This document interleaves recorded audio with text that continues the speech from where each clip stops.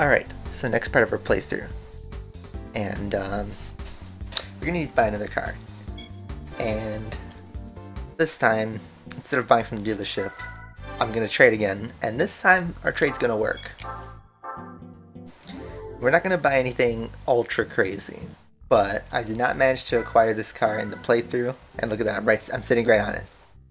I'm gonna buy the Raybrick NSX.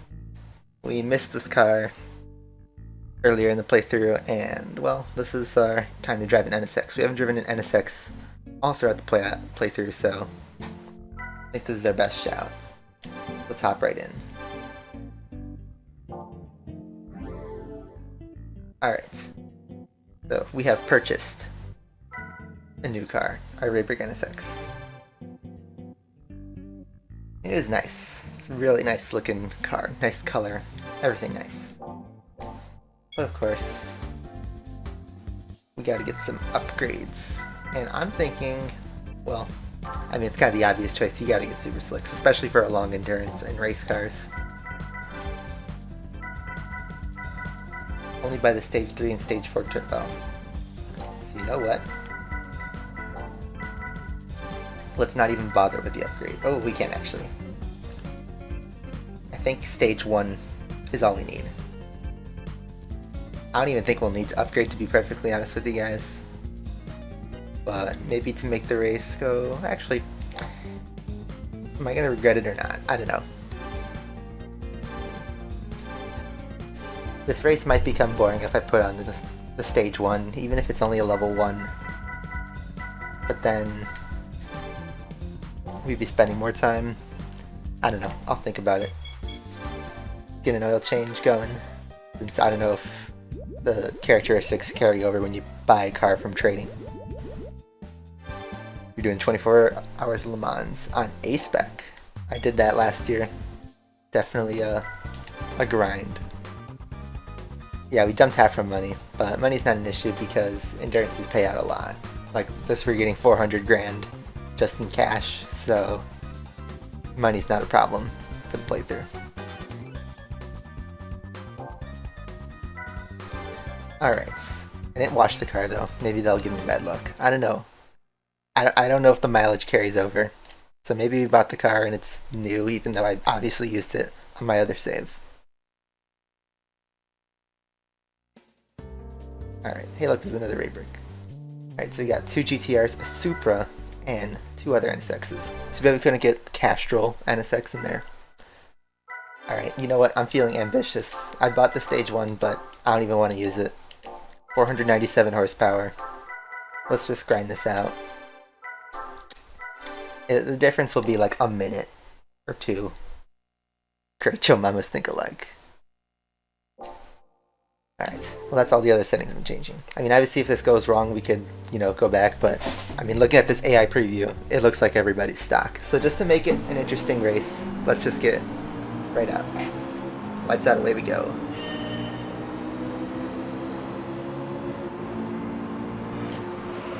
This is one of the tracks that we need to see return. I had to get a good exit, but the AI decided to brake on the exit of the turn. It feels we're driving a race car again. We just drove an MX-5 and an XJ220 in our last segment, so we're back to driving a race car. Considering we did 5 hours of JGTC last time, this feels very familiar.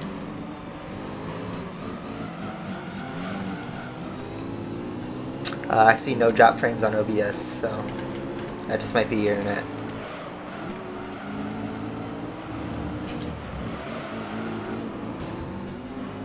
But even at stock, this car is still a little tricky to drive. Maybe it's because the tires are cold.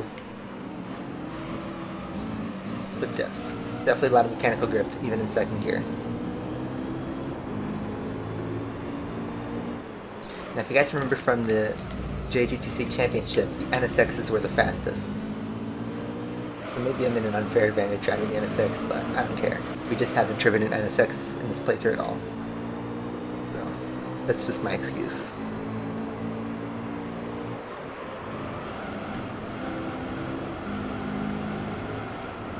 Yeah, we did drop $1 million on this car. It's actually not the most expensive car in this game. They're much more expensive cars, and mini spoiler alert, I was planning on doing more trades like that, but I won't tell you exactly what.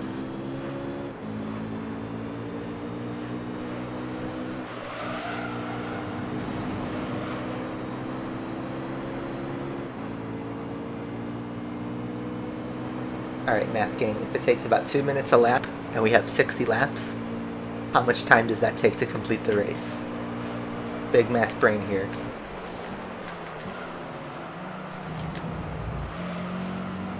What's up, Games X?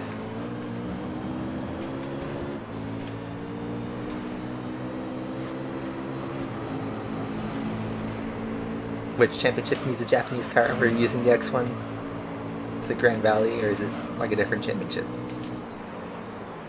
Hey, money. Yep, we're back for another endurance. Look at that. The other Raybrig is in first place at the moment. Art is not far behind, though. Man, I don't really have the front braking turn in like the Supra had. Car is a bit less stable than I was expecting.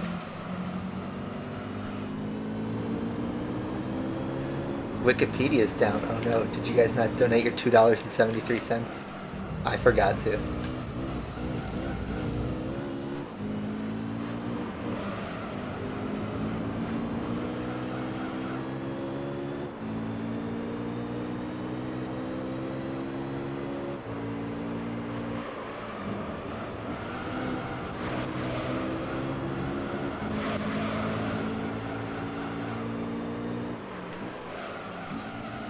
I don't know what tires these guys are on, but definitely the Super Slicks. They're going to last a while, but I'm not getting the best grip, that's for sure.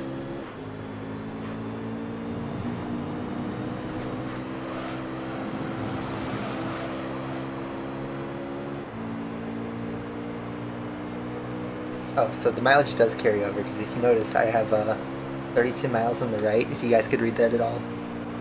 And yet, there's only 6 miles. Okay, well, we didn't have much mileage anyway, but the oil change does give us a boost.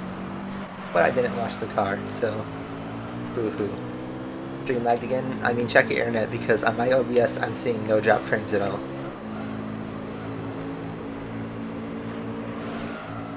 That's your Spectrum internet, or whatever you got out there. Seems like you're either on Team Comcast or Team Spectrum in the US, and neither are particularly good options. So, yep, I grinded Nürburgring 4-hour a little bit, but actually I also found that the Dream Car Championship was the best way to farm both XP and credits. So if you wanted to make a little progress on farming money, the Dream Car Championship was also excellent. Just doing that whole thing. It was only slightly less than Nürburgring 4-hour, but you got a lot more money. This is so weird. The Raybrig is cruising, while the Arda, I think, is still stuck behind the Supra.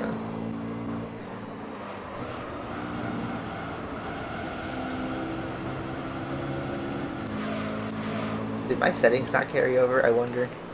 Because it almost feels like I have no downforce. It's all mechanical grip.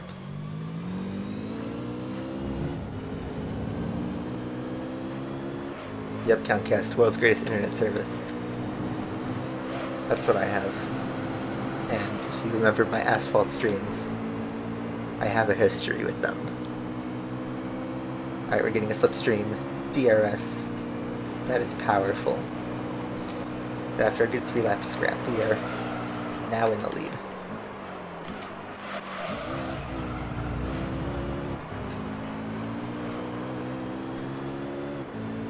GT4 stream? I won't even think of touching GT4 until we're done with this game.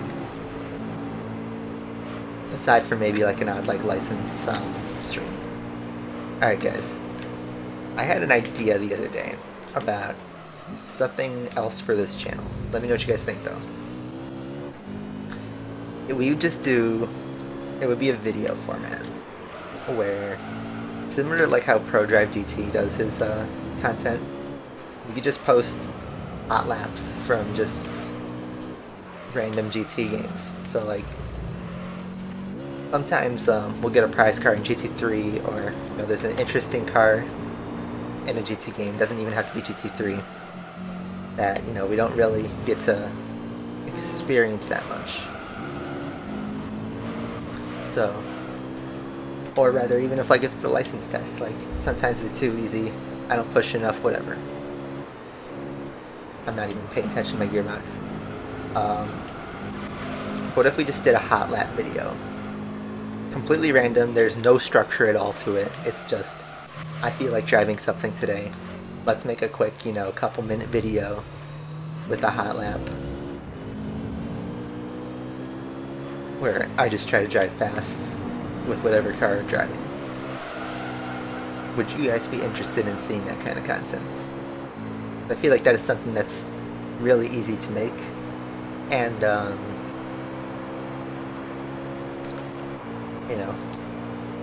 could bring something different to the table. I have played a lot of Real Racing 3, but I haven't grinded that game since like 2017, 2018. I only played it for like a year and a half, 2 years. I played a lot of it, but I found it too repetitive after a couple of years.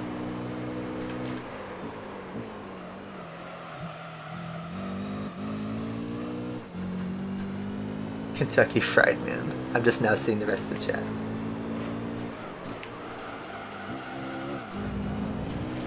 I'm not paying attention at all. The F8 asked, what's my next project after GT3? I mean, it's going to be kind of two things simultaneously. For our Saturday streams, our weekend streams, I'm going to be playing dominantly GT7. Dominantly. I want to make a bunch of content for it. And if the game is structured right, which, we don't know fully how the game's structured at the moment, I want to do like 100% playthrough of it.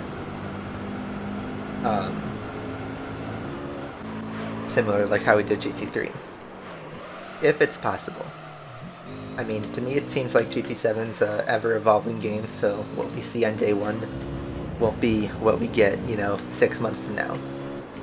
With updates, so something tells me they're probably going to expand the career mode along with those updates, so I think it might be tricky to do a 100% playthrough right on launch, but if it's not 100% playthrough, it's doing the online, doing seasonal events, finding stuff to do in the game, sort of like when I did Asphalt, but obviously there's no fuel system or anything like that. Plus, you guys know how I am with good games. If I find a game that is so good that I stream, I have a tendency to just straight up just finish it on my own time and completely wreck up any plans. And that's why I kept asking, if I did a GT7 playthrough, should I do it on my main account or should I do an alternate account that is strictly just for streaming? So that way I could still enjoy my main account, but then when it comes to streaming we could have, some pace. For the first GT7 streams, I think I'll just do my main account. My PlayStation account.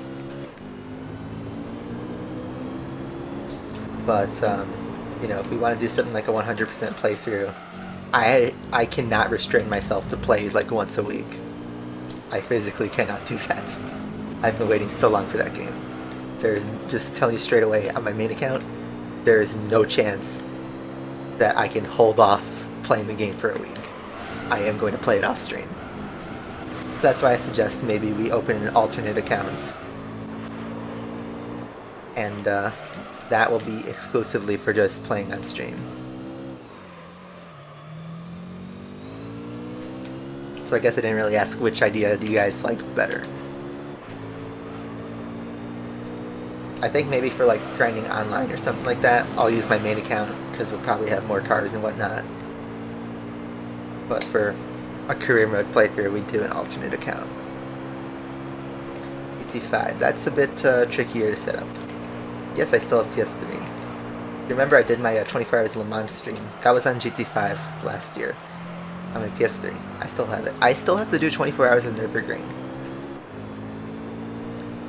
and I've been wanting to stream that. I just had too many things come up, and I didn't help myself because I picked up a couple other games. I picked up the Metal Gear Solid Collection, which is hundreds of hours of gameplay, and I also picked up the 2 Ratchet and Clank Future games on PS3. So those are going to take a while. And I was just planning on playing those at my own time. If you guys want to see a stream of those, I'm not a good player, but, you know, obviously let me know. What's up, Marv? How you doing? F8, you asked what about the other games. So, like I said, the modern game part of my channel is going to be GT7. The retro game component, which, by the way, GT3 is that retro game component, is going to be Burnout 3. Burnout 3 Takedown. That was going to be my immediate next game after finishing GT3. We would do a 100% playthrough of Burnout 3. And the good news for all ends is Burnout 3 is a much shorter game than GT3. We could do that in just a couple months. It's, you know, like maybe 20 hours of gameplay. I'm guesstimating maybe even less than that.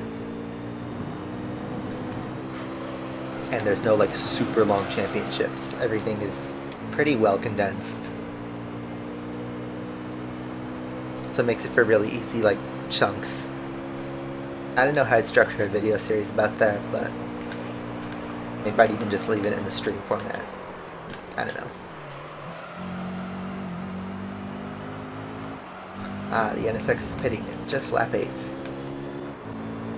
Let's see what everybody else does. I think the Arta is actually staying out. Yeah, both the Supra and the Arta have stayed out. So the Rayberg is on probably a 7-stop then, which means, or rather an 8-stop, right? Because he pitted on lap 7. And that would automatically put the Supra and the Arta on a 7-stop, maybe a 6-stop. We're not going for that kind of stops though. I think it's worth pre-ordering GT7 now. I mean, it literally got a week, so if you are planning to buy the game, I mean, just pre-order it. The only thing you really get, unless you get the deluxe edition, but if you get the PS4 version, for instance, I think you get like some bonus cars. You get like a Stealth Edition Mazda Vision GT and like a couple other cars, and you get like 1,000,000 credits, which I actually am kind of against that. I'm not going to redeem my code right away because that just kind of ruins the progression of the game if you immediately start off with good cars and money. So I'm actually not going to redeem my code for that until I get quite a bit of progression in the game. Until like I want to grind for a car, because then I could just redeem the credits.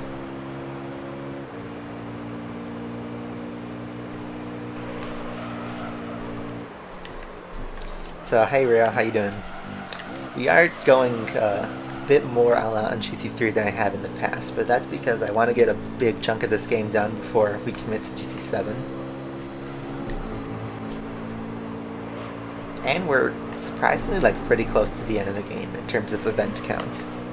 I mean, it's going to take a few endurance nights for me to clear this endurance league.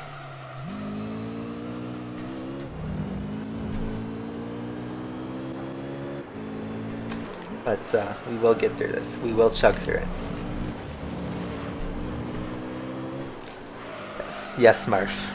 GT7 is probably going to be the main component of my channel for like this year. Granted, the game is good, which I'm pretty sure the game's going to be good. If I find it fun, I will play it.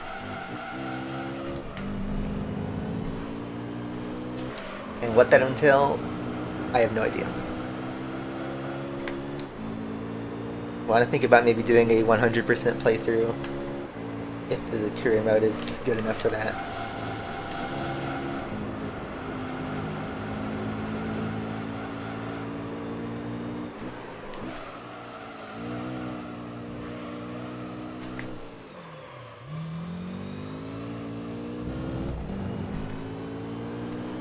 Thinking of getting a wheel. I mean, here's the thing. If you can find a G29, that's perfectly fine. But I think the game will play perfectly on the controller. I don't think you'll have a problem with the controller like you will on other sims. GT has always been controller friendly for the most part. Even GT Sport and all that.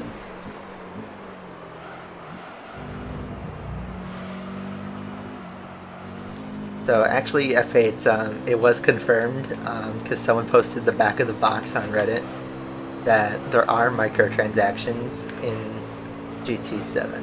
And we don't know what those mean, but if I had to take a bet, it's probably what the case is for GT Sport, where you can buy cars or credits directly. But it's the good kind of microtransaction, you know, the one where it's not a pay-to-win kind of thing. There's a line.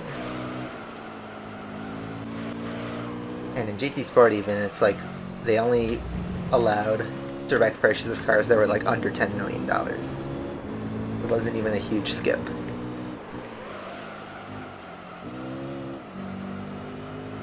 There is no exclusive microtransactions if that's what you're thinking about. Yeah, G29 is what I have and I love it. I mean, I do want to upgrade to a Fanatec or at least a direct drive wheel, but it's kind of stupid to blow my money on a $2,000 wheel until I get my own place. But I just physically have no space to get a second wheel. I'm already taking a good chunk of my parents' house with the rig I already have.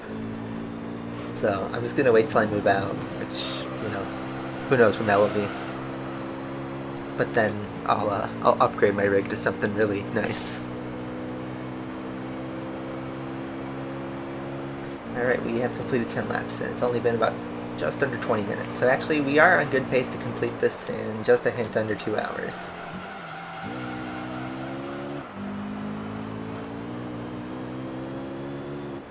Is there a PS4 GT7 Deluxe Edition? I'm not sure, actually. You'd have to just check the store. If you're talking about a physical release, I think there is the launch edition for the PS4. I'm not sure though.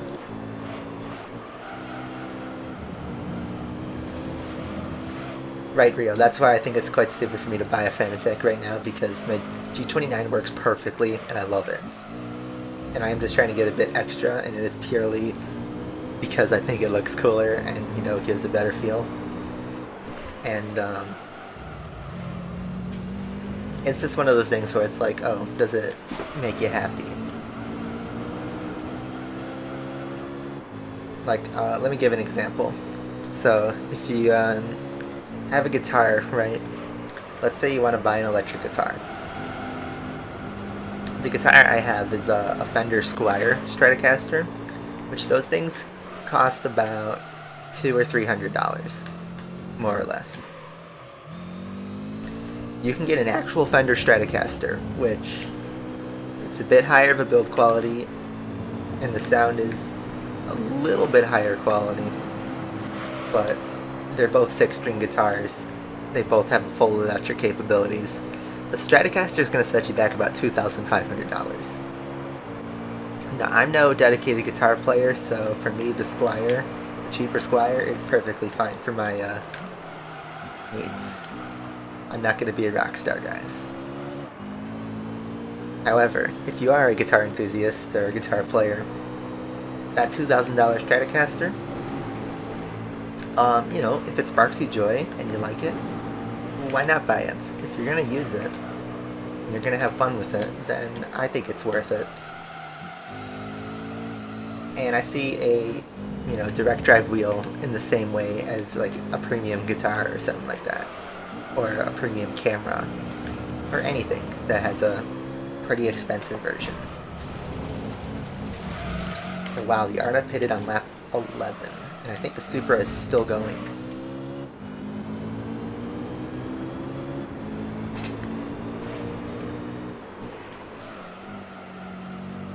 So yeah, that's purely the thing, is I don't need a direct drive wheel. but I do want to get one at some point down the line. I can afford it, but it would be kind of stupid for me to spend the money right now because I actually have space limitations actually rather than money limitations. I will tell you this, F8, the PS5 will not go on sale until there is enough supply for it to have a sale. Because you can't even find a PS5 at MSRP still. I would not expect a price drop on the PS5 this year or even next year.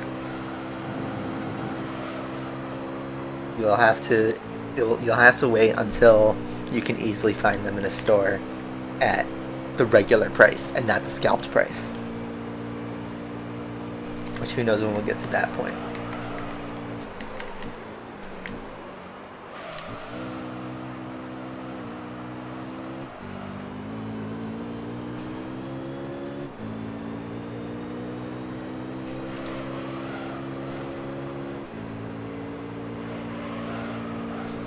You wait for when the PS5 is 50% off. You're gonna have to wait like 10 years for that.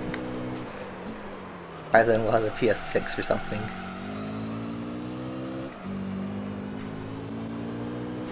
F8, what's the digital sale? Because is it a bundle where it gives you an extra controller for free? Because that's not really a sale.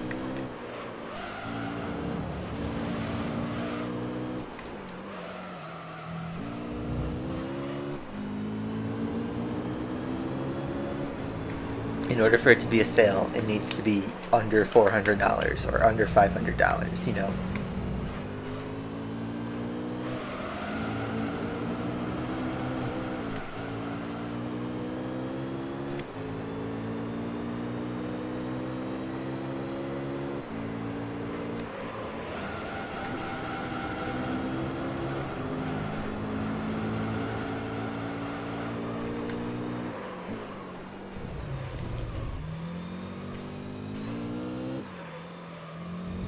Yeah, that is true. That the PS5's differences aren't that big compared to the PS4, and especially if you consider the PS5 is like 90% of the PS4 already. Alright, I'm gonna go for a quick water chug. Can I make it in time before the turn?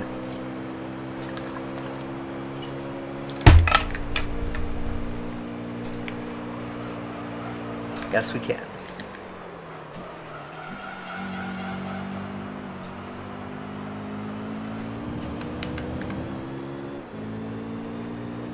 There's a disc version of PS5 that's exactly $500. That's the normal price. That's MSRP. That's what I paid for my PS5. $599 US dollars. That was the PS3, right? The original PS3.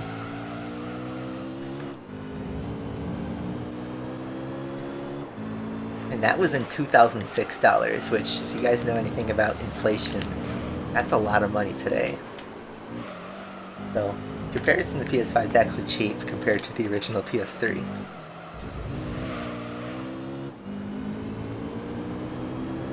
But yeah, I do agree that console tech is in a weird spot right now because graphics have looked great for years.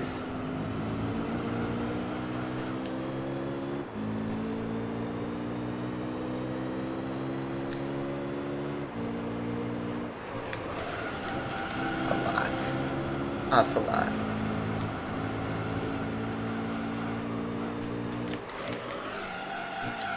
Little drift.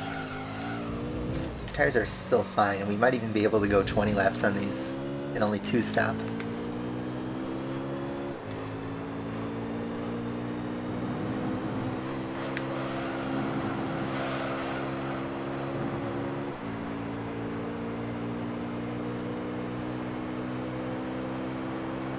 Yeah, as of right now, the only there's only 2 games that are truly PS5 exclusive, which are Demon's Souls and Ratchet & Clank Rift Apart.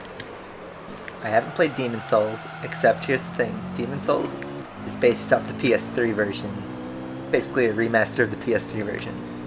So if you have a PS3, you can get the first Demon's Souls. And then Ratchet & Clank Rift Apart, it's a good game. It's a great game, I'd even say. It looks gorgeous, plays great, controls are great. But it's not even the best Ratchet game in the series.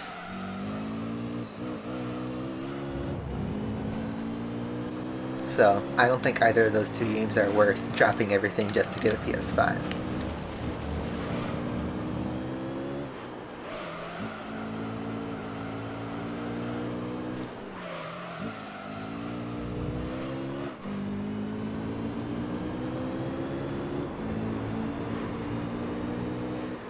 Yes, this is the Grand Valley 300 KM. I figured we'd do one of the slightly longer endurance races, since I have a little bit more time. Although, to be honest, there's only like 2 races that are shorter than 2 hours that we have left. I've already done the Roadster and the Super Speedway, which were short ones.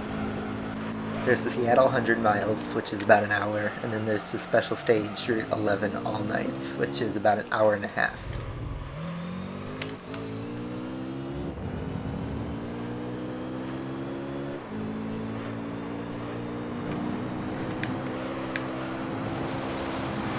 Yeah, we just need to get Grand Valley back in GT7 at first as a track, but I'm sure if they add it, they'll put back in the classic 300k endurance.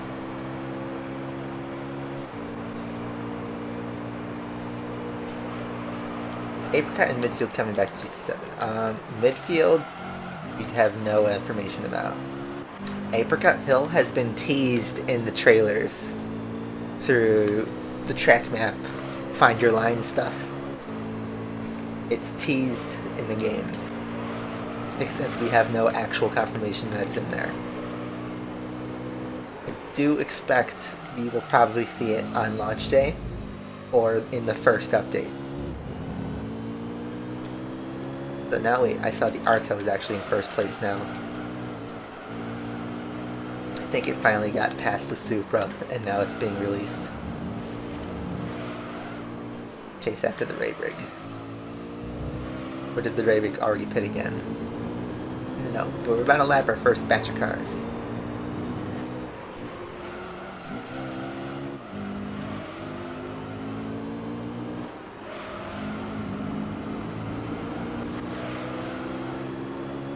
You're playing TDU on the PSP? Yeah, you said that in the last stream. I have that game. I have TDU on both PSP and PS2. They're the same version. But yeah, when I was younger, I 100% did Test Drive Unlimited on my PSP. That was a really fun game. They did the open world really well on PSP.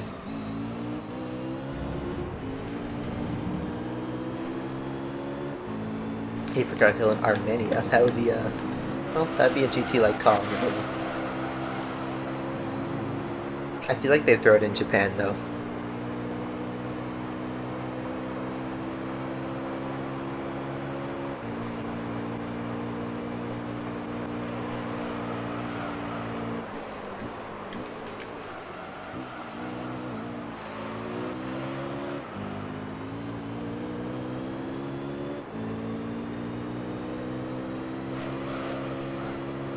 Yeah. GT7, at least how it's marketed, is it's supposed to be like a giant nostalgia trip where a lot of old cars and tracks are, you know, in the modern form. Which it's great, but I do feel like it's not enough. I feel like 90% of GT7 is just GT Sport with a career mode. And what I mean by that is they could have put those tracks and cars in GT Sport and just made a single player update, and it would have turned out pretty close to what we're seeing in the marketing of GT7.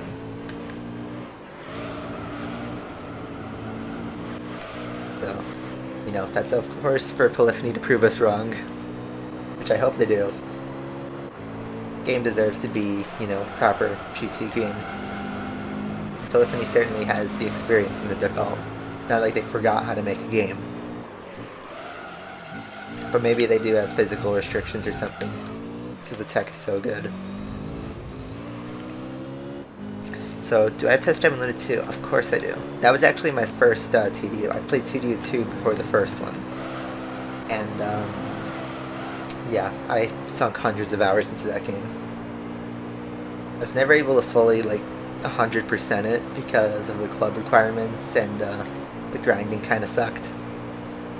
It was really slow and I just didn't have the time and patience for it.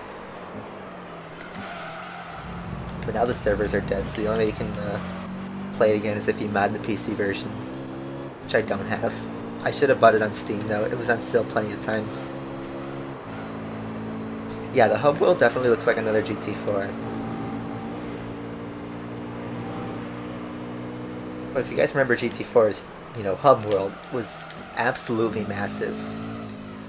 Like, there wasn't a single car dealership like you see in GT7. There was like 30.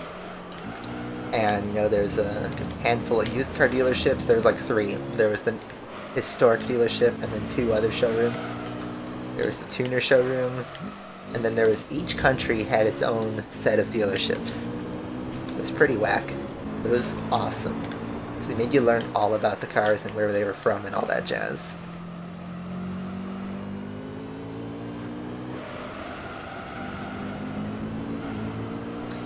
You guys keep saying like, oh, I'll buy the PS5 when it gets cheaper, but it's like, I think the first challenge is actually finding them when they're available.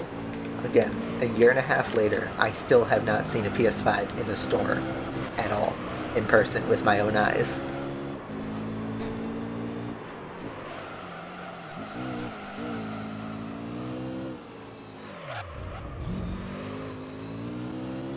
So here's the other thing about GT7 this week that's turned out.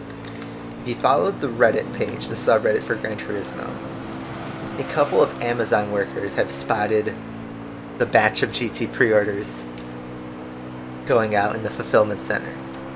And that's where someone, took a picture of the box and spoiled the back box art. So there's 2 components to what I'm about to say. Reviewers, like YouTubers and journalists, already have the game right now. They have review copies and they're playing the game right now, writing their reviews, and we're about to get a bunch of content next week on Wednesday the 2nd. However, I have a feeling that maybe not an Amazon worker, but somebody else who's involved in that goes rogue and will spoil the whole game on the internet a week before release. I have a feeling with like just under 10 days to go, there's a high chance that's going to happen. Now, I hope it doesn't. I hope everything's contained. I am disappointed actually that all the reviews and all the gameplay is going to come out 1 and 2 days before release.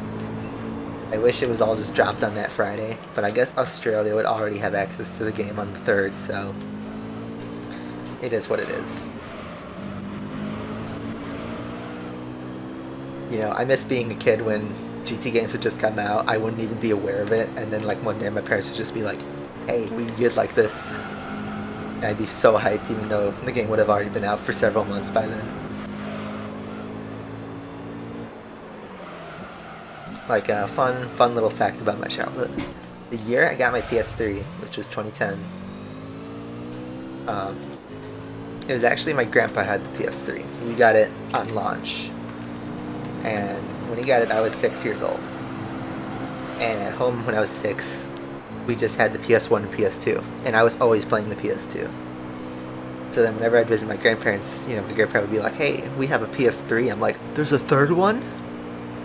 That was neat, and I was playing Ridge Racer 7, Burnout Paradise, and GT5 Prologue. That was pretty much all the games I had there.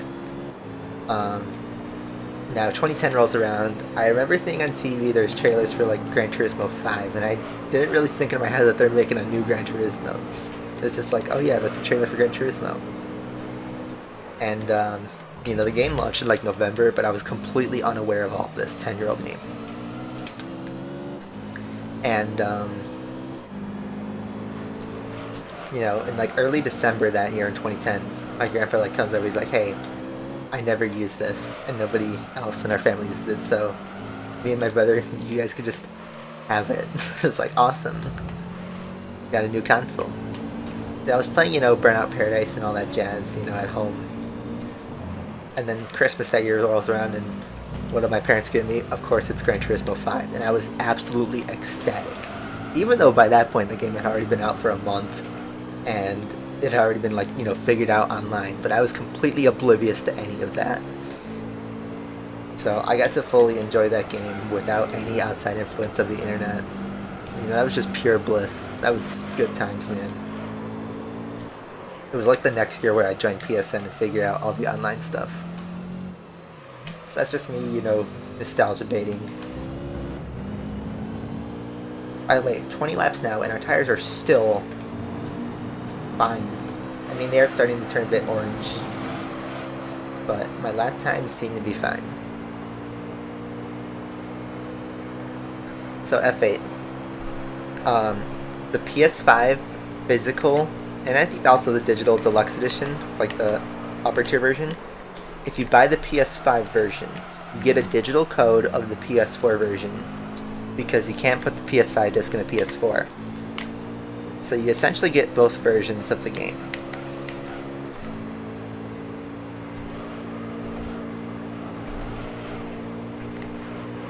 And here's the confusing part, is if you buy the PS4 edition of the game, just the PS4 edition, and you buy the disc version of that, you can put the PS4 disc in the PS5, and the PS5 will launch the PS4 version, not the PS5. So it's kind of gimped. And then the other part of it is, you know, if you buy the PS5 disc version, you'll always have a copy of GT5 or GT7 available. It would just be the PS4 version, unless you put in the PS5 disc. That wasn't already confusing enough.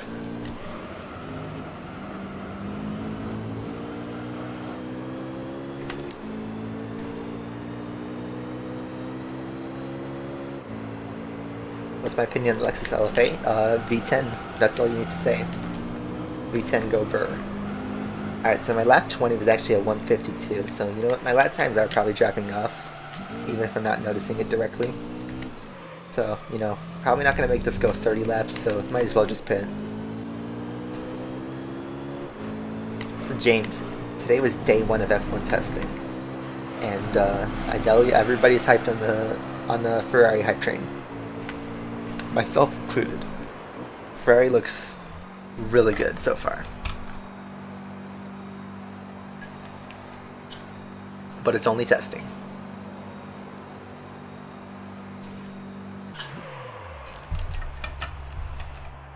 It looks like the top 4 from last year are going to be the top 4 this year, just maybe in a different order. Alright, stint number 2.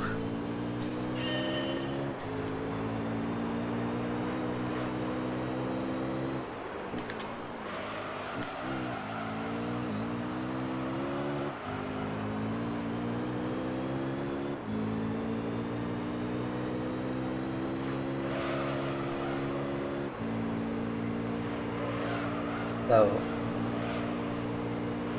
yeah, I think there's a $10 upgrade if you want to upgrade to the PS5 version. What you do is you put in your PS4 disc in the PS5, and then you buy the $10 upgrade. It's kind of weird, but that's how they're doing it. It's happened to a bunch of other games that's released, like Call of Duty and forget what else. I think Spider-Man's like that too. Desert Raid, welcome. It's a Wednesday night. Completely unconventional time, but we are here, live, doing an endurance.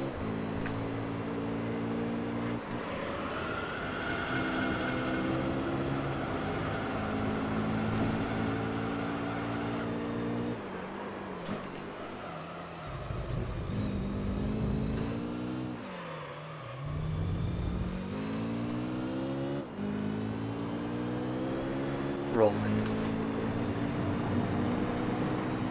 It's the hokey pokey. Breathe in, breathe out. Back up, back up. Move in, move out.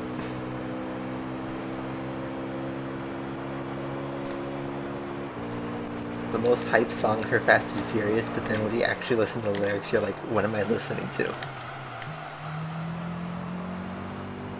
The only reason everyone likes that song is because of the deep rolling voice. Which I admit That's what I like about that song.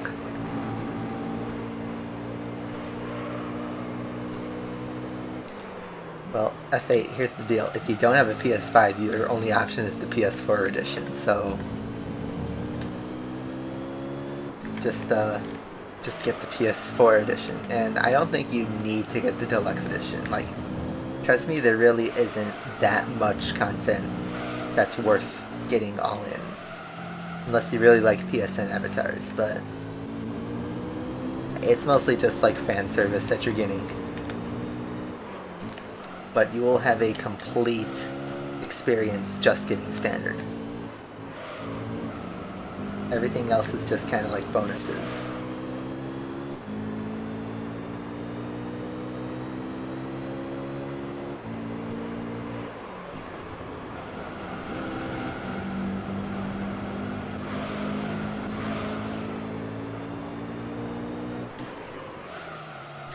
So Lexus has a new LFA that's all electric. I mean, that's kind of sad because half of the LFA was the noise and a beautiful engine note. And we don't have that anymore.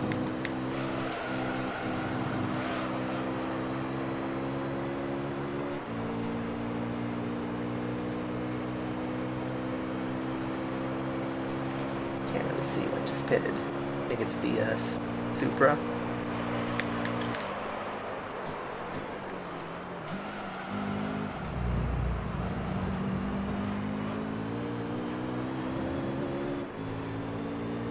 Yeah, electric cars are quickly becoming the new normal. And it really puts a time limit on how much we can have our gas cars, really, at least in normal circumstances. Which is sad, because I still want to drive a Ferrari F355. I want to own one. But it seems like by the time I get to afford one, I won't be able to drive it.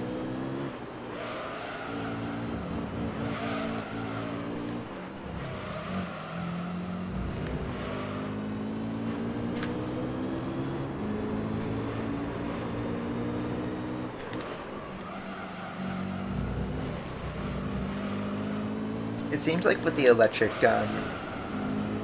push, there's like two crowds of people.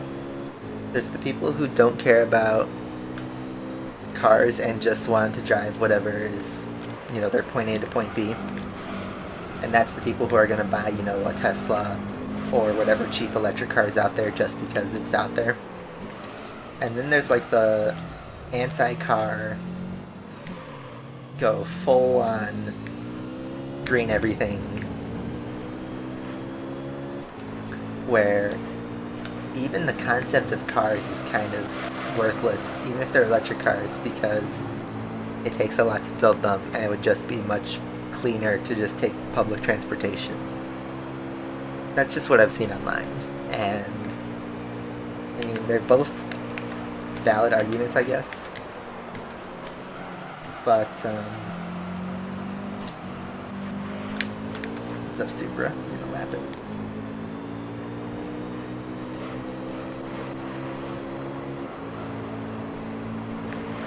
But like, it completely ignores the enthusiast part.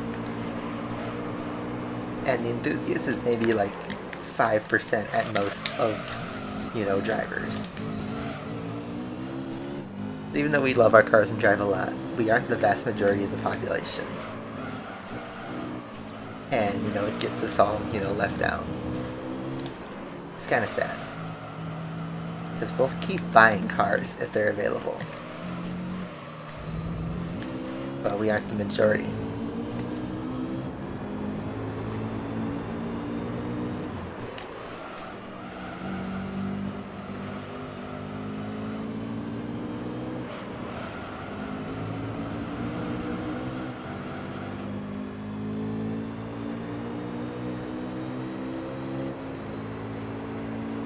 Yeah, there's the issue with the power grid.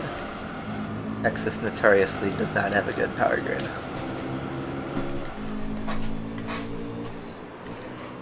Because, like, here's the thing. And I know it's hard to compare, like, America to Europe, because there's so many differences. But, like, if you look at how they're handling, general culture. they're not car dependent. They are very much, you know, city centers, lots of biking, lots of trains and buses, easy access. That's how they get by. And that will be cleaner than anything that could be outputted from America. Simply because they have to produce all those highways, all those charging stations, all those electric cars.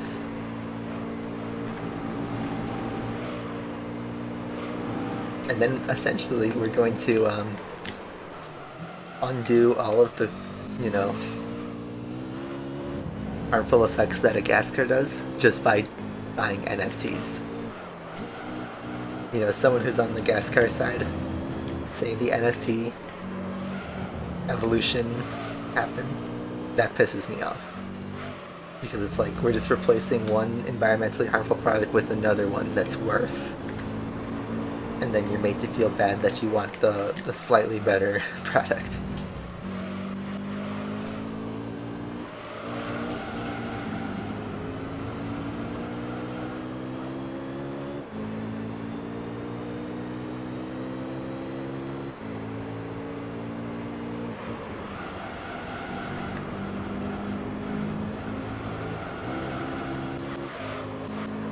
So all I ask car manufacturers and governments is, please, just let me drive a Ferrari F355 on a road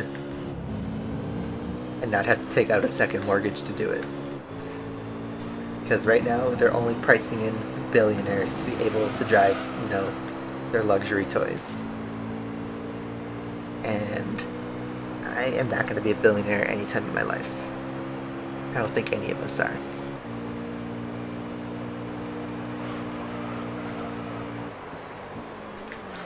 You know, that's the other thing about electric cars, is charging still takes quite a bit of time. And if you know American culture at all, that's totally opposite. Americans are all about, we don't want any of our time wasted, we're on our grind, let's just fill up and get out of here.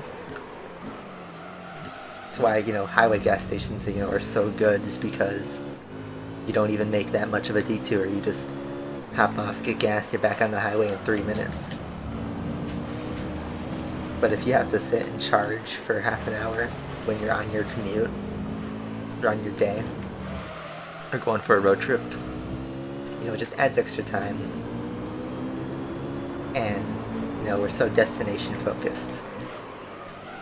A lot of driving around is just like plain roads that are pretty boring. There's only so much music you can listen to, and sitting down you can do at a time before it starts to get really irritating.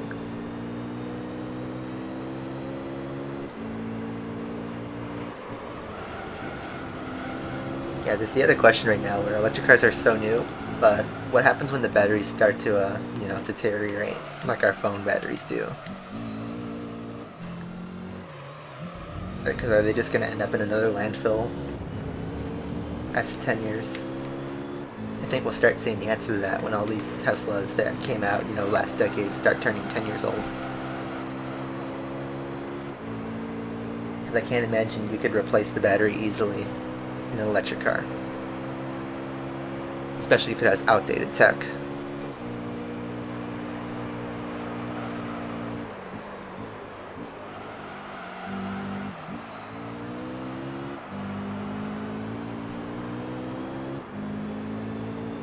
Yeah, if that's going to cost $8,000 to repair a car and it's worth like maybe $30,000 at the most, that's just not worth it. So then the car just ends up in a landfill or just sitting to, you know, rot.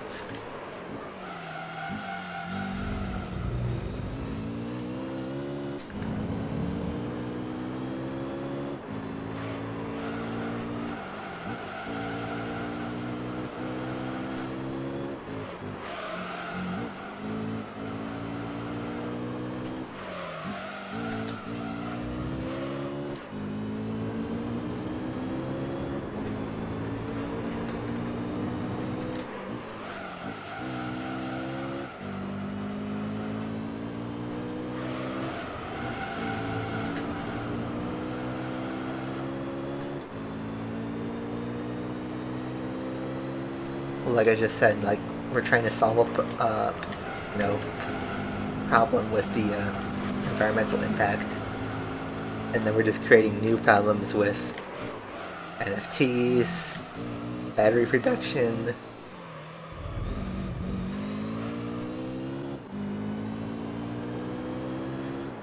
Charging is free on electric cars, but it's not the cost, it's the time. Time is money.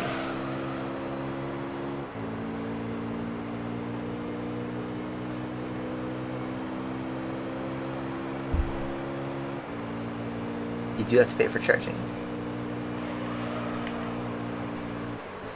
I thought if you have like a Tesla, you could just walk up to a Tesla charging station and just plug in. Although I don't have an electric car, so I don't know.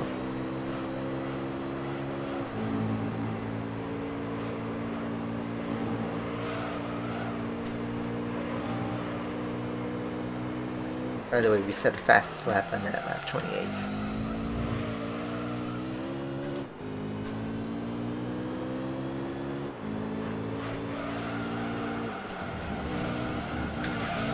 Oh, catch the spin.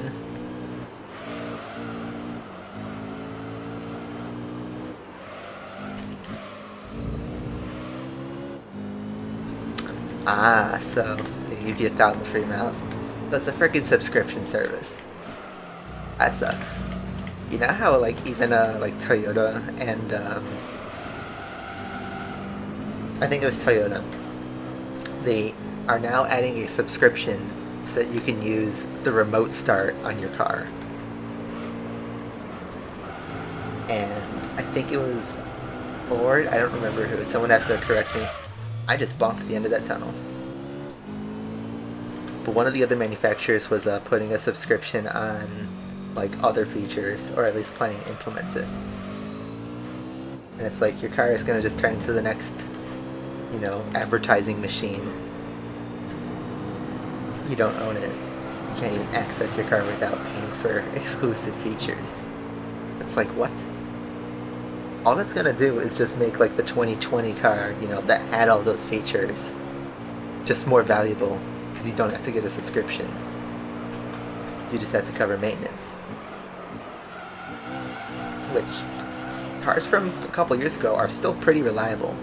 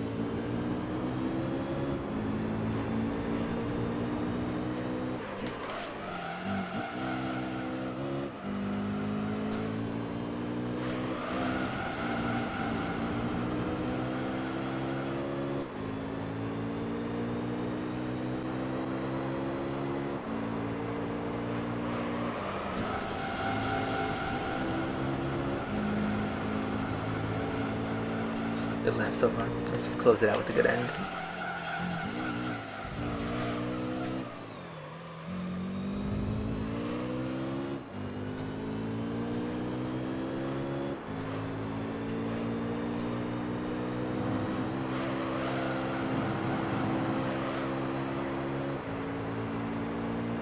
See if this is the new fastest lap. Felt good about that. Maybe a 47. Oh yeah. By a long shot.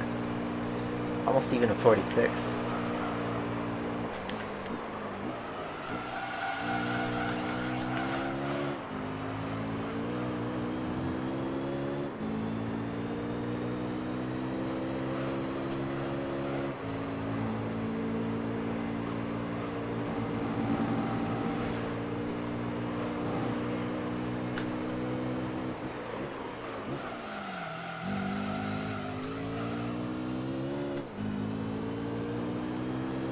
Also, we're at half distance. It's just under the hour mark.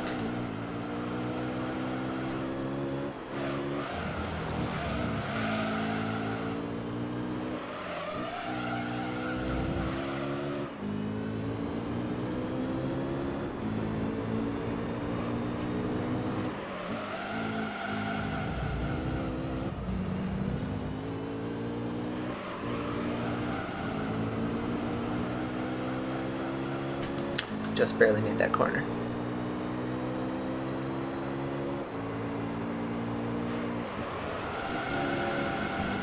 You know, that's the billion-dollar question in life is, how much do you want to pose, or how much do you want to pass on the impact on the individual?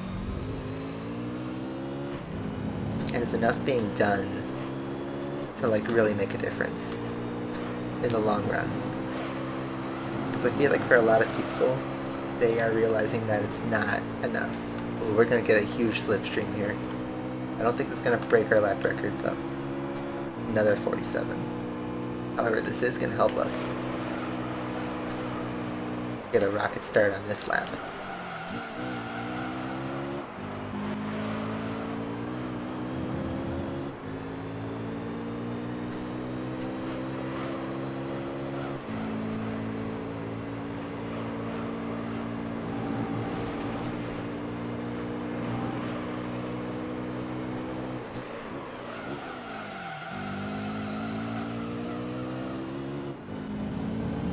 Good speed, not a good line.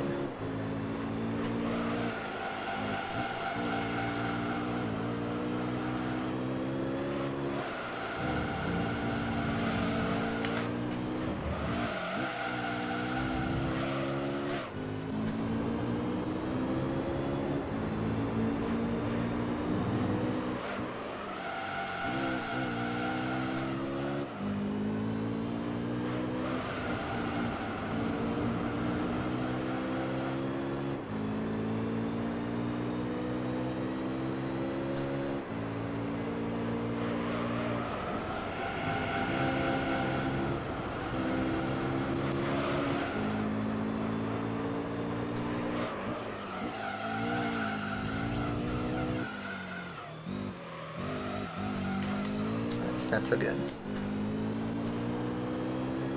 I lost too much oversteer. Let's see if that slipstream is enough to get us to 46.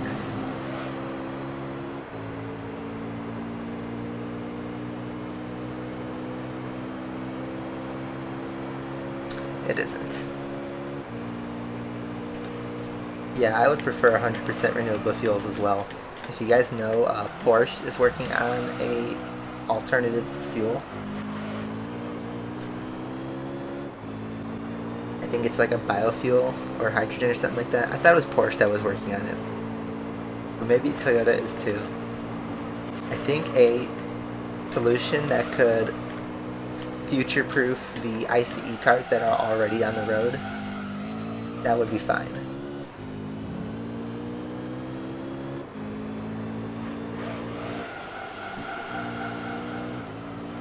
Where's my Joe Mama?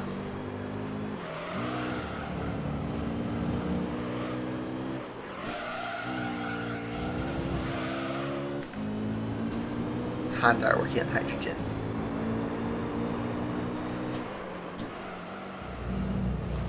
I feel like we'll get there eventually. You just need to give it time to develop.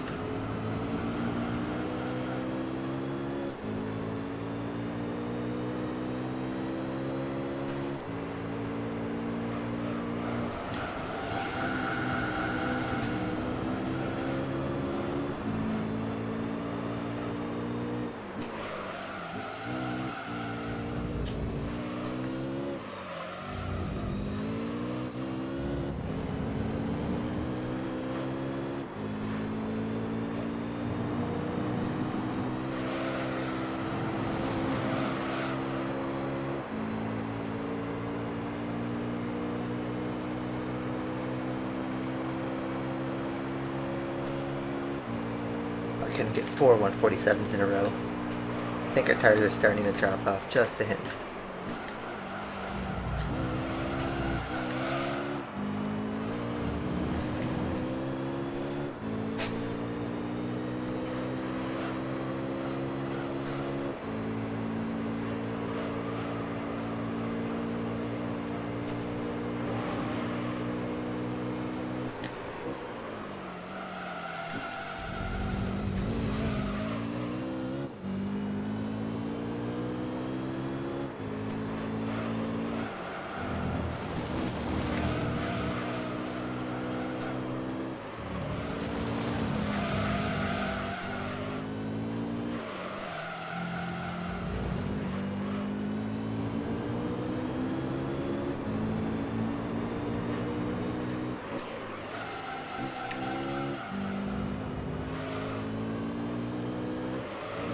I'm not an expert on hydrogen tech, so I mean just Google it and just read some studies. I mean ultimately they're designed to be better than gas cars for the environment.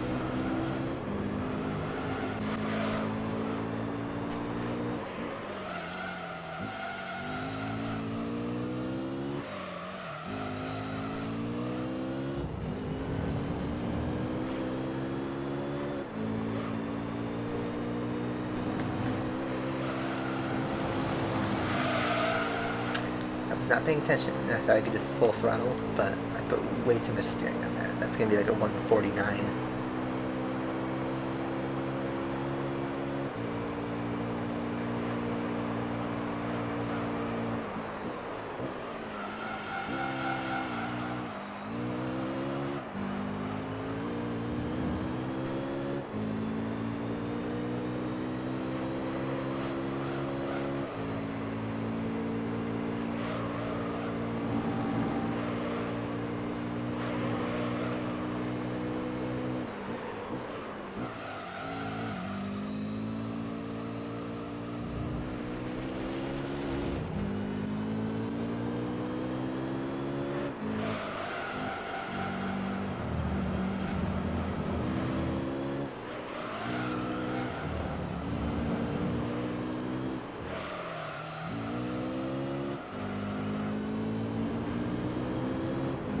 Yeah, electricity is going to become expensive.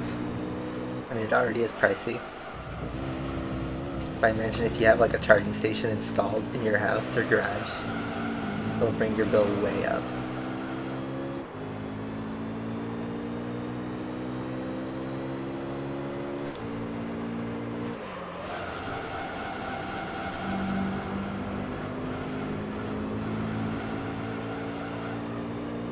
There's a Joe Mama.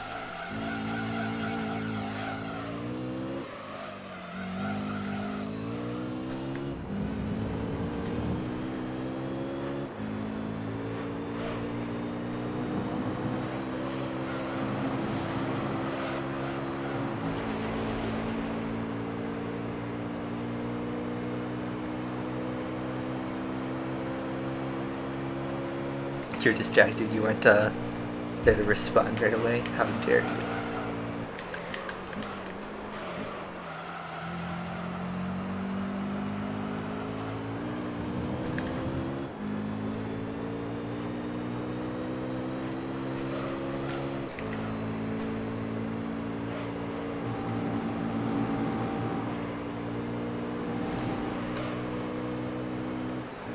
Yeah, technically your gas cost is going to become part of your electric bill then.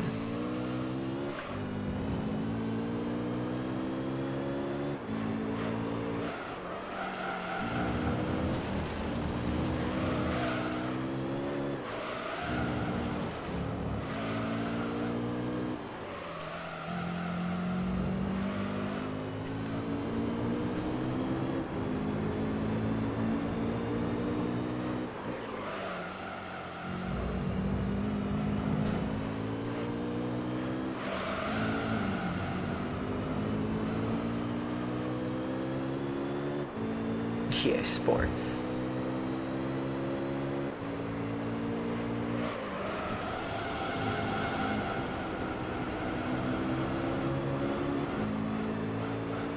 Yeah, good luck with that.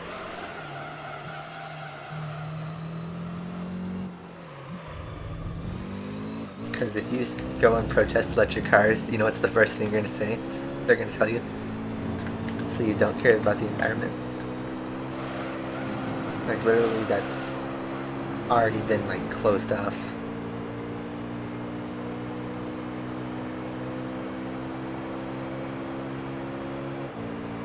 That debate is yeah, you can't tell that to the EPA.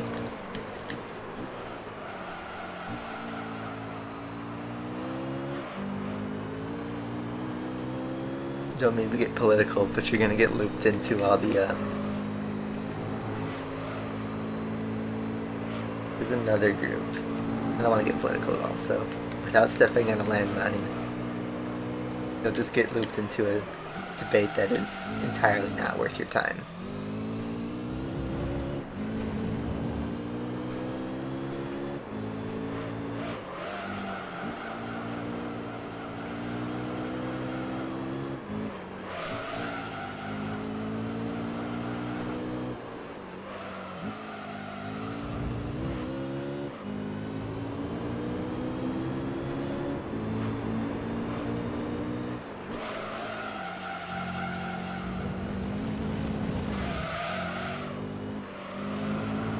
building hydrogen cars is bad for the environment. Like, listen, I have no idea about hydrogen cars.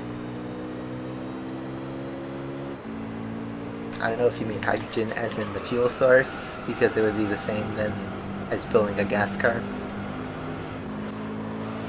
Or if the engine building is completely different. I literally have no idea. You can't go to a dealership and buy a hydrogen car today.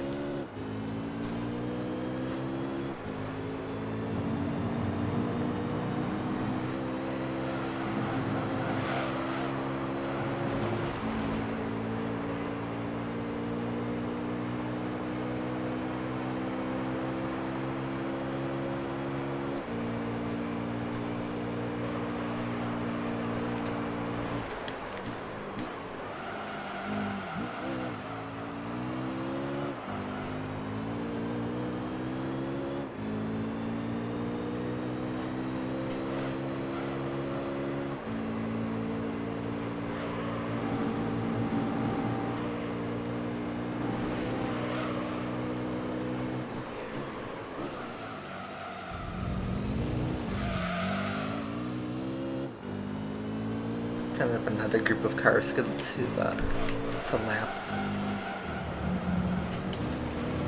Probably be the 2 GTRs and a Supra.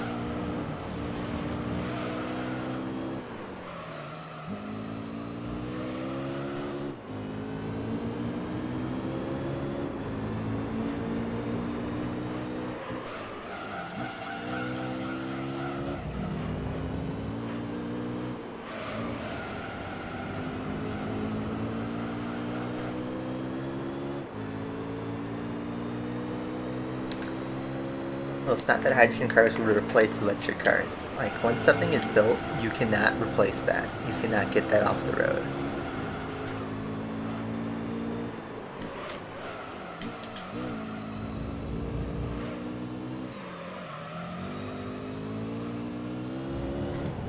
And it's also really tough to actually get a different type of car on the market.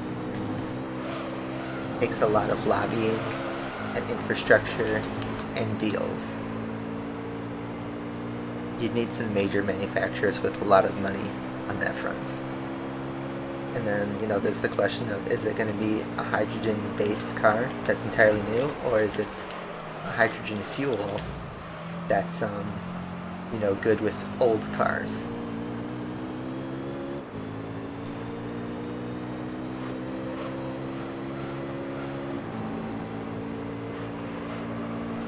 That's two different questions to answer. So wait, oh, so it's not the GTRs, it's the other group. It's the NSXs and the Supra that I'm coming up on. This is actually the second lap. They're all actually really close together, look at that. 2/3 race distance and they're still scrapping it out within a couple seconds.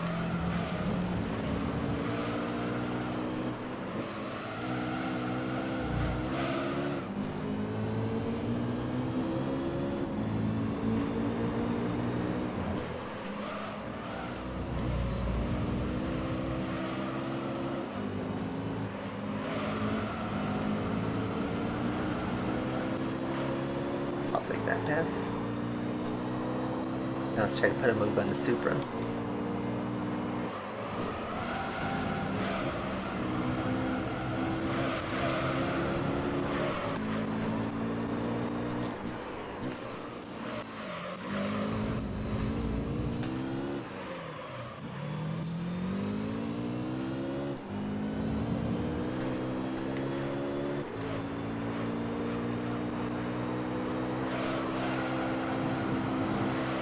If anything the last 2 years has taught us is that companies literally only care about chasing money and PR. Or rather just money and good PR so that they can get the money. So if there's money to be made, they're building electric cars or hydrogen or whatever the solution's going to be, they'll chase that solution.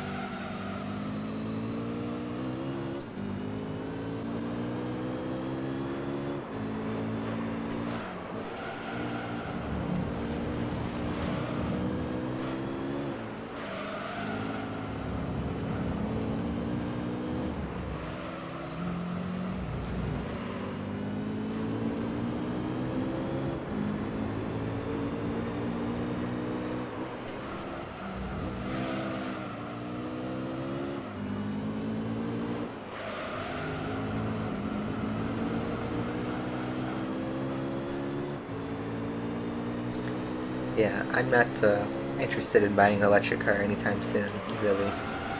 They're gonna have to pry it out of my cold, dead hands.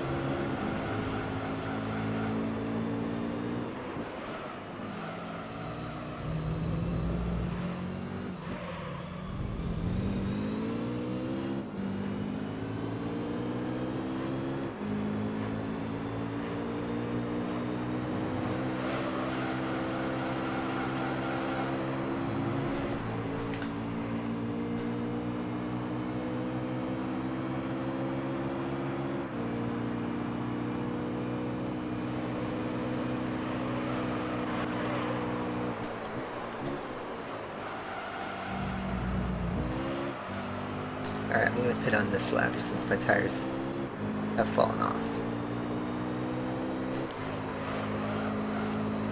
Norway has the most electric cars. Interesting. But isn't Norway also like, you know, a standard, you know, European, mostly public transport and bike society? I mean, correct me if I'm wrong. But in a lot of Europe, the regulations are different, and they're more incentivized to build cities that are bus dependent and train dependent and that are walkable.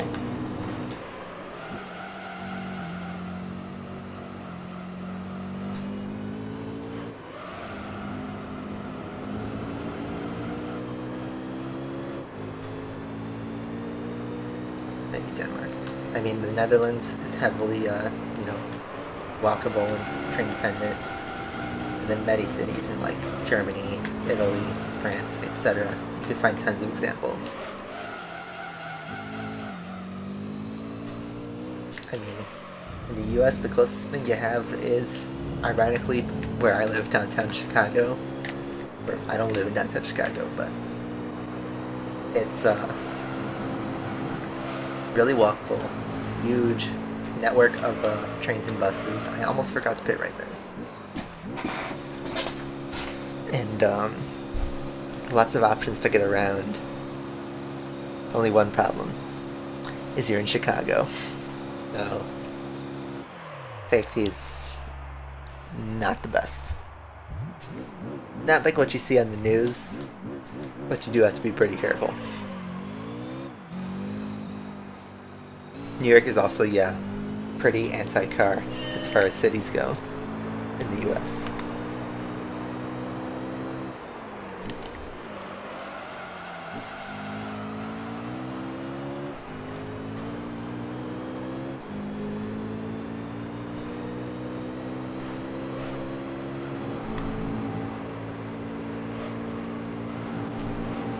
But yeah, when I go to the when I go to work in person, which by the way, I actually start going back to work partially next week. I've been full remote for the last few months, but I go back to the office next month. When I go to downtown Chicago, I take the train. I don't drive there because it's really expensive to park and city traffic is terrible. So my best option and cheapest is to take the train and then walk about a mile to work. And it's pretty doable. It does take quite a bit of time, but considering how far I live from the city, it's, you know, kind of something you can't really avoid. And that's, you know, where you can't really compare America to Europe just because the sheer size of both population and the, you know, areas that people live in. It's completely different.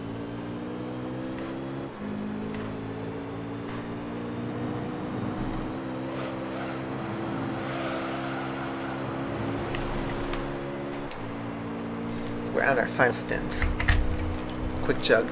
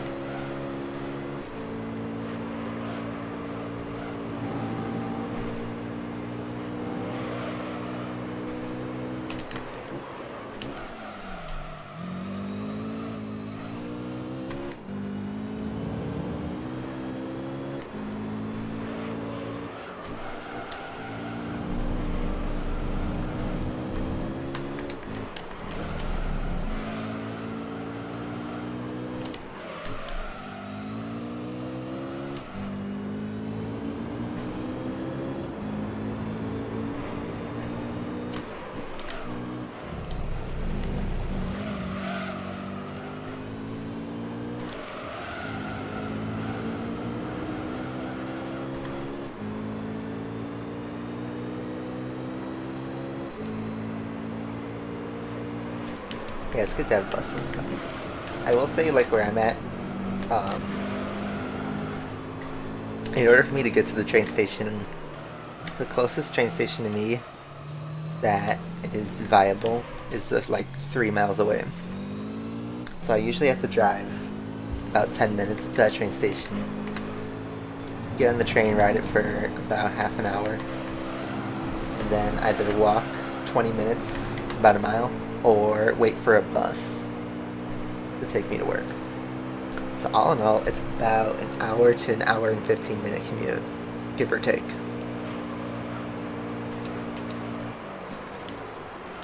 And sucks is, like, I wish it was only just the train part that I had to take, because the train part, even though it's the longest, it covers the most distance.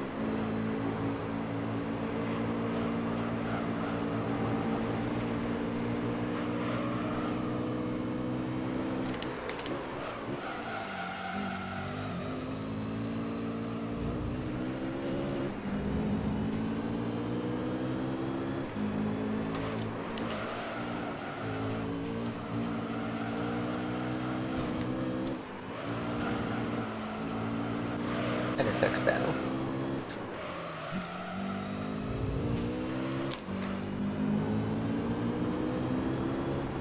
What's up, Ari? We're on the final stint of this endurance.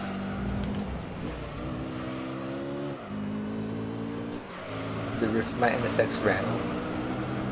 Was it when I made contact with the other NSX? This is a convertible JGTC.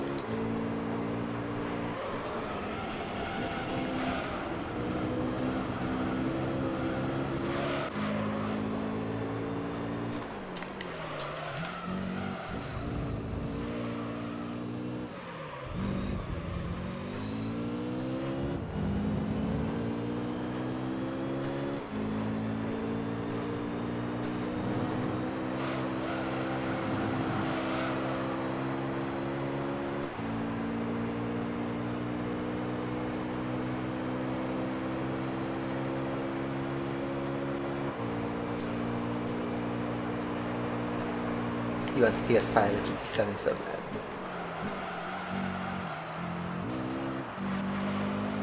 Here's a little question for you, FA. Why do you want the GT7 Deluxe Edition so bad? Is it because of the steelbook case and the PSN avatars?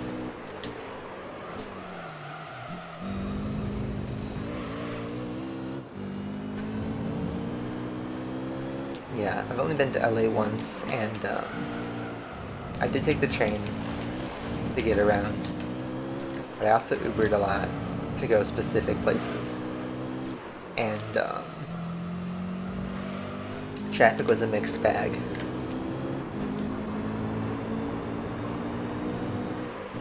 And the one thing that, like, you haven't pointed out is it is hot in LA.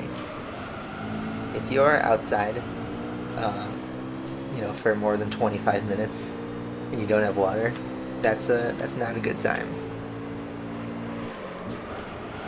So therefore, you know, it's better to be in, like, somewhere air conditioned, like inside a train or inside a car, because if you're taking the train or something and then you gotta walk to your destination, it could be pretty sweaty.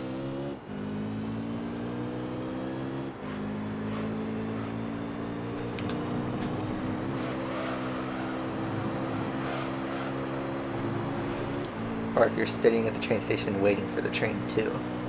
In Chicago, our train stations are outdoors. So if it's raining, you're waiting for a train in the rain.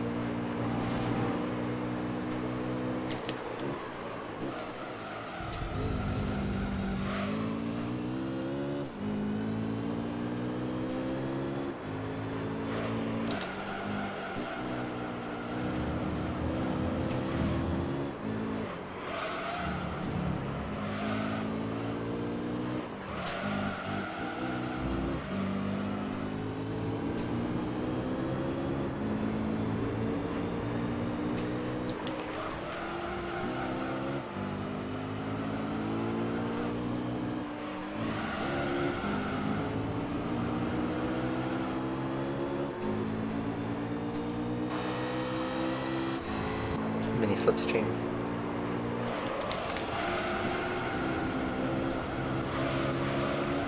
That was actually a pretty good turn. And I bonked off the skyline in just the right way.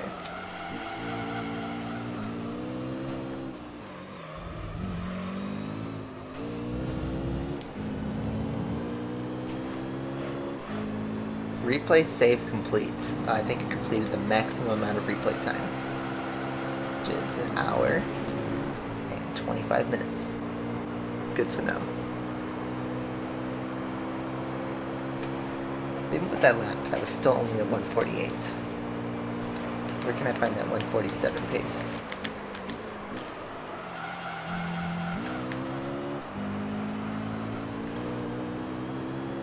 It's coming up right to the time where our tires are going to be in prime condition.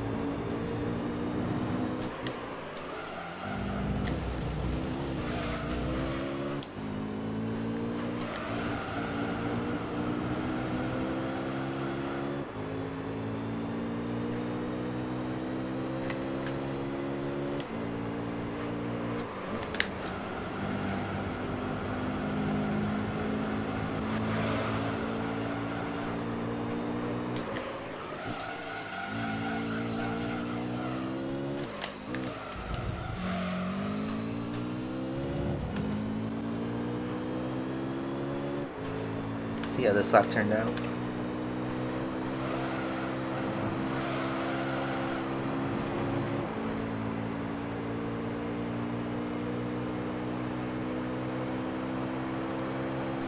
$47.9. Bad.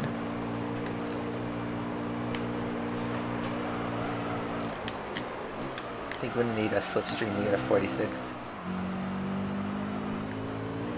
Maybe some perfect cornering.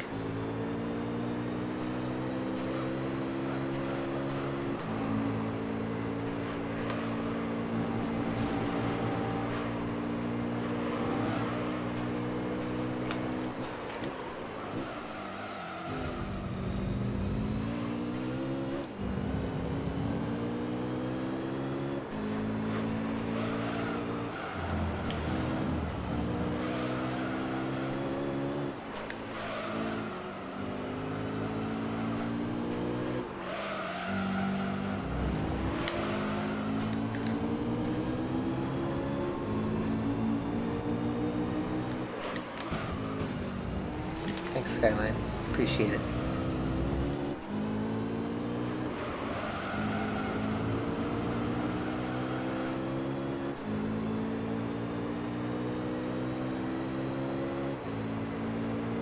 I want to go traveling again. It's been so long.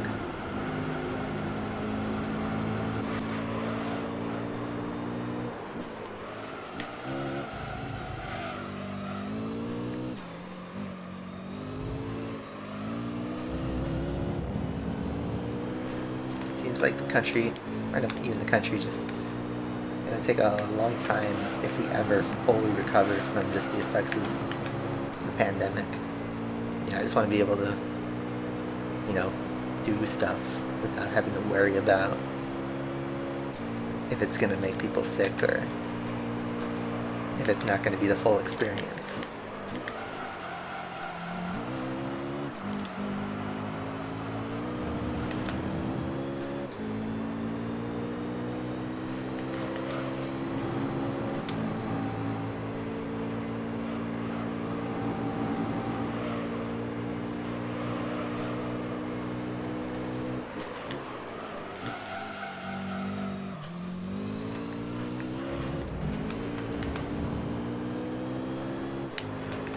Your COVID situation, school's a mess. Yeah, I'm glad I'm out of school right now because do not envy the kids who have to deal with the weird guidelines. Although, it does seem like starting next month, we're going completely backwards and just gonna plug our ears on if COVID's real or not. Which I don't know how I feel about that.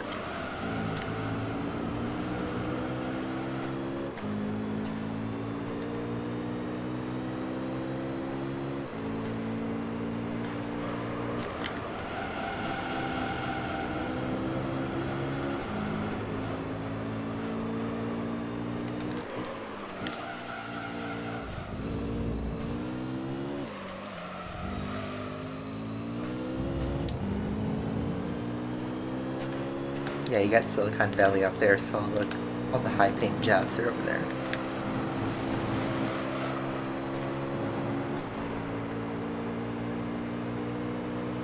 Oh yeah, if the Queen dies of COVID, we're all screwed.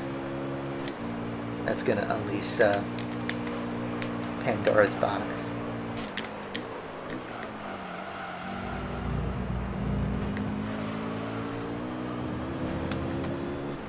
Well, we got a clear track for the next 10 laps, I'd say, unless some of the other AI pits in front of us. So let's just pump in some hot laps in the last section.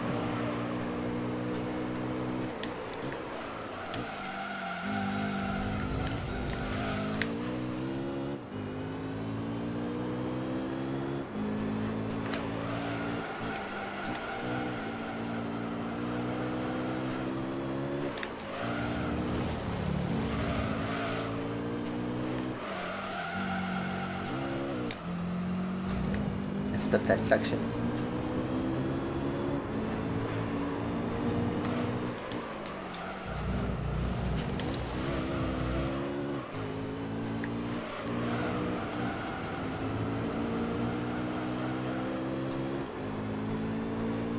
What's up, Gyro? Hola, amigo. I don't speak that much Spanish, but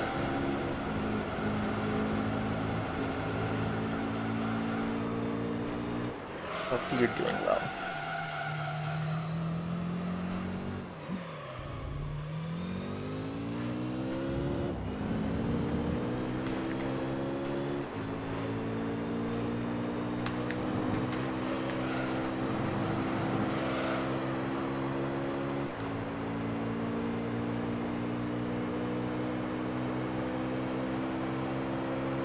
We're just constantly getting upper 40s.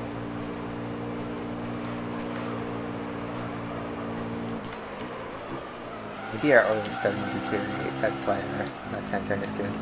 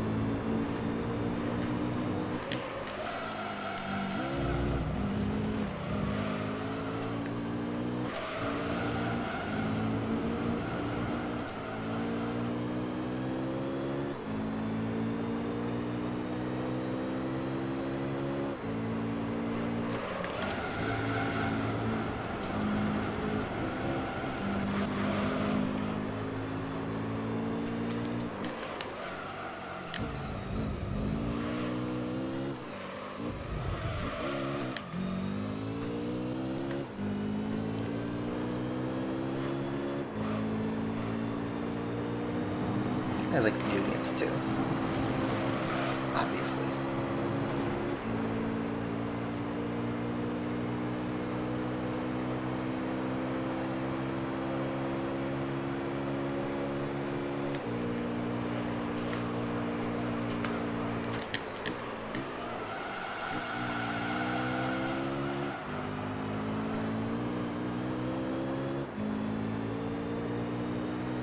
Like the PS5, the biggest difference is really just the SSD. I mean, obviously it's a lot more powerful, but the architecture is the same.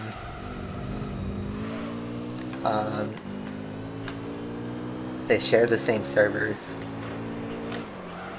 The controller is, you know, really good, which I give it that.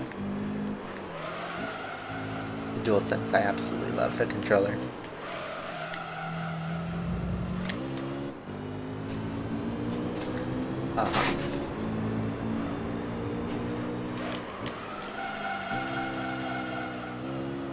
But yeah, it's hard to think of significant differences besides just more power.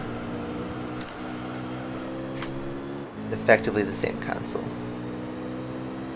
just newer. It's like if you got a PS4 Pro, if that makes any sense, but like a Super Pro.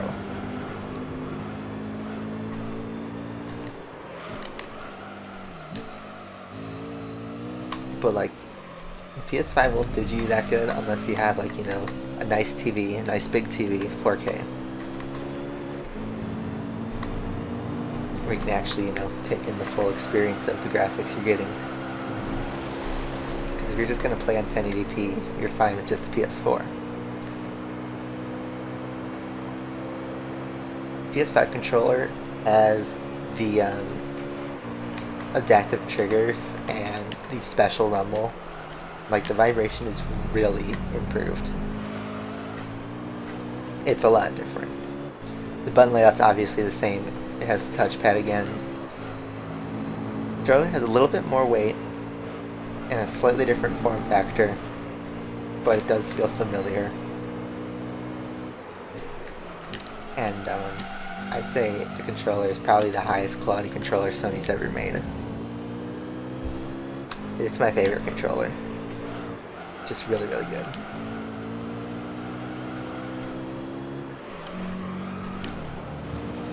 Yep, we're almost there. Got about 15 or so more minutes, I'd say.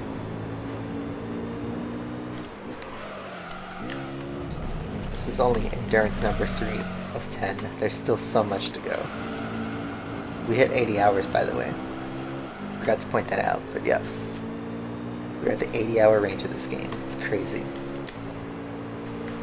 Think of what you could have done with 80 hours of your time. That's a work week. Or that's 2 work weeks, rather. That's a pay cycle.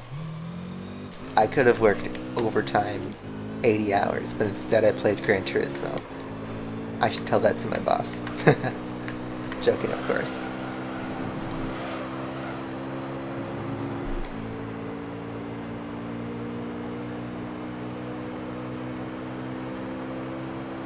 There will be a point, though, I'm sure. Probably not this or next year even, but they're gonna stop making PS4 games, and they'll only release stuff on PS5 after a certain point. It happens with every generation. I think it took till like 2015 until they stopped making PS3 games regularly. And the same thing will probably happen with the PS4 time-wise.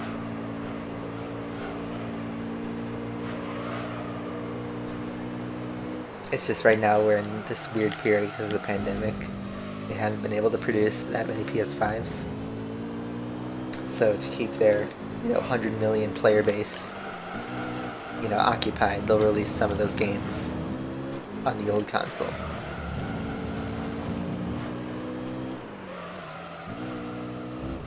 But I don't know how long you can count on them doing that.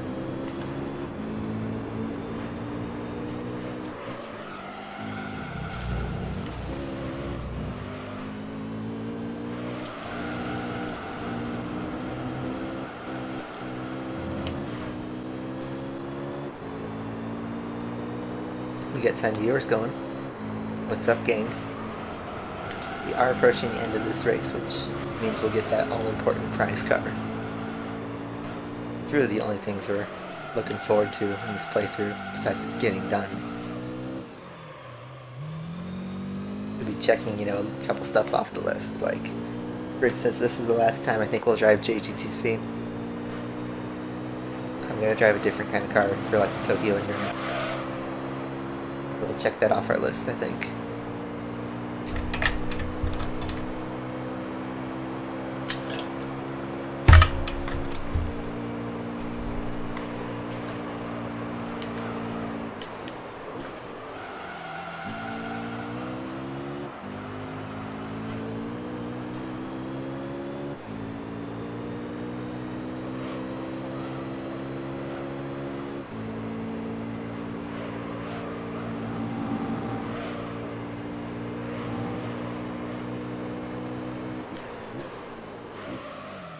I won't spoil that answer.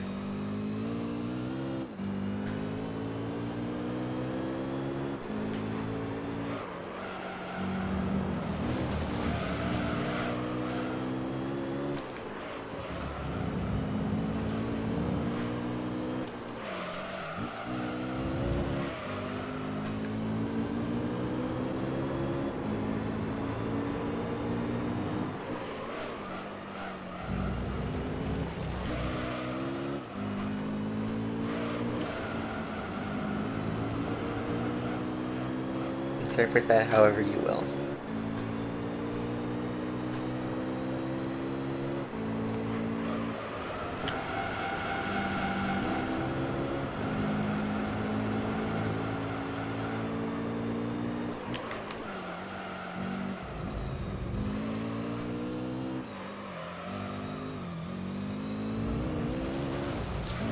Almost a Spinella. I managed to go this whole race without Spinella and come to it at the very end. Alright, Senka Super just made its final pit stop. Otherwise, look at that. The AI are all on the same part of the track. Except this Super that's pitting. I'm about to lap one last time.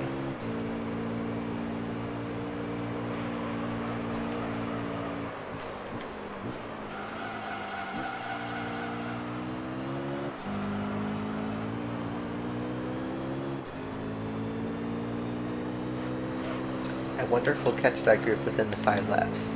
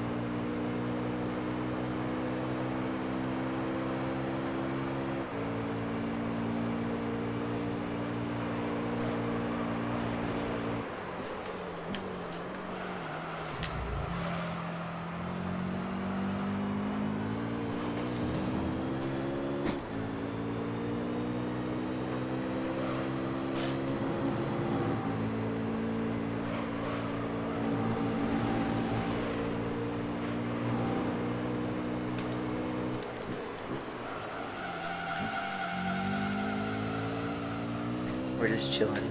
I think I am gonna lap at least one car.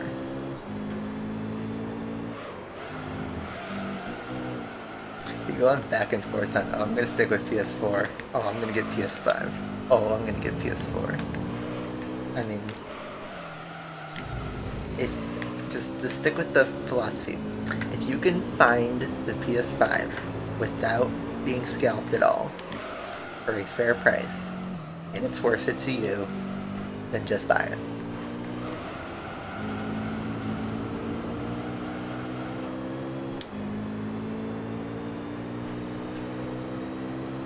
Like, you know, technically I could be perfectly happy with just my PlayStation 2 or my PlayStation 3, but there's more to life than a library that already exists and has had its full life cycle. All the great PS4 experiences have already come out, and everything else is going to be the second-hand addition to the PS5 version. Like, you can play Spider-Man or GT7 or the next God of War game, but you're only going to get, you know, a gimped version in the PS4. If you want the 100% full experience, you know, you get the best version.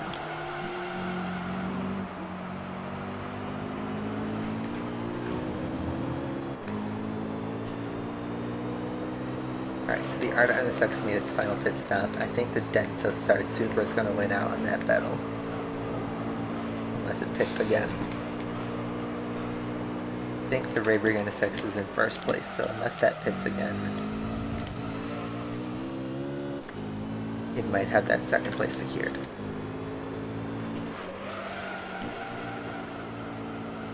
Except, here's the thing F8, is $500 for the digital version is not even MSRP, it's $400. What you're seeing is an inflated price because of scalping. Like, you should pay what the MSRP is, which is either $400 for the digital version or $500 for the disc version. No more than that.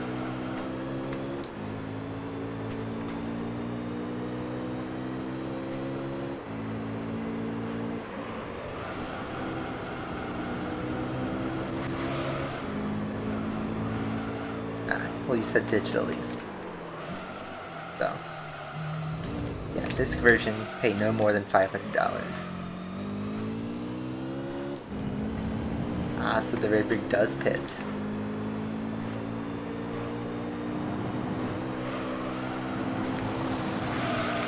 Oh wait, no, that's not the Super, that's the Pennzoil GTR that's up front. Then this is going to be huge. Where does the Rayburg come out? I think he's just finished his pit stop. Now does the Arda jump him on the pit exit? I don't know, it doesn't look like it. Looks like the Rayburg will come out just ahead. Oh, it's so close. I don't know who passed it, if there was a pass at all.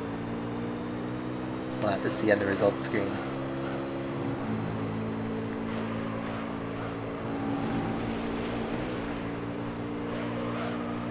They're neck and neck, but I think the Rayburg's probably going to stay ahead.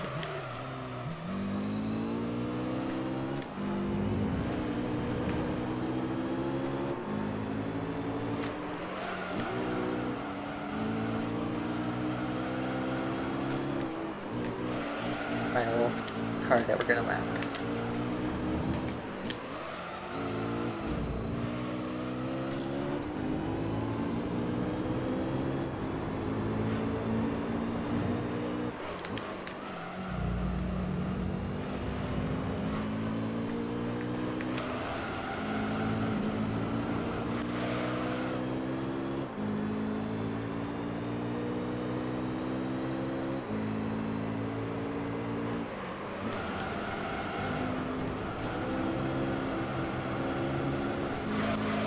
No oil lamp.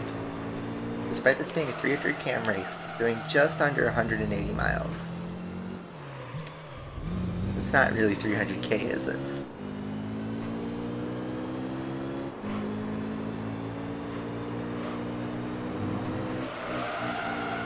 I don't know what you're trying to imply, F8, but nothing that what you said didn't make sense. You're trying to get the PS5 for 500.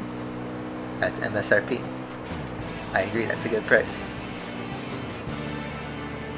Anyway, we just won that race in 111 minutes, and the Raybrig keeps second place, finishing 3 laps behind. And the Arta, which is kind of actually far, I think it might have passed in the first corner, but the Raybrig is just faster. 3 laps again.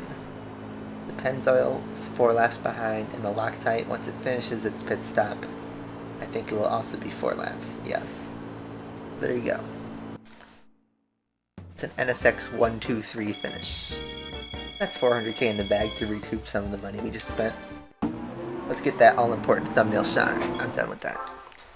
You all know what time it is. It's prize card time. We got our money. What's our prize? For 2 hours of racing.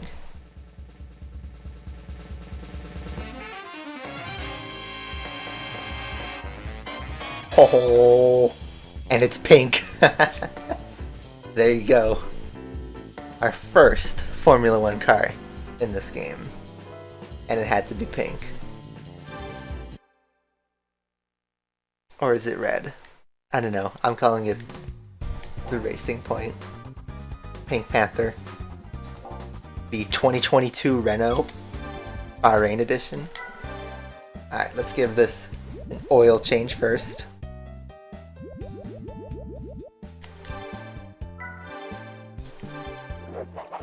And a car wash. Thank you, Raybrig NSX. You did us well. You got us our first Formula car. Let's hop in. So, this is the FO90S. So, what does that mean? It's not a random stretch of numbers. I'll tell you right now. F is for formula, obviously. 0 is for the engine, so that's a V10. It's the last digit of the engine. It's a V10. The 90 is the year, so it's 1990. And the S is the driver, which is Ayrton Senna. So this is the 1990 Ayrton Senna McLaren, which has a V10 engine. Except the McLaren in 1990 was white and red. And here we get a pink one, which I don't think there was any pink F1 car in 1990. But nonetheless, it's a pink Formula Boy, number 24. Looks very nice. Very, very nice. Our game status is 91.2%. All that effort for 2% or 0.2% completion. Anyway, that's a great car to end this segment on.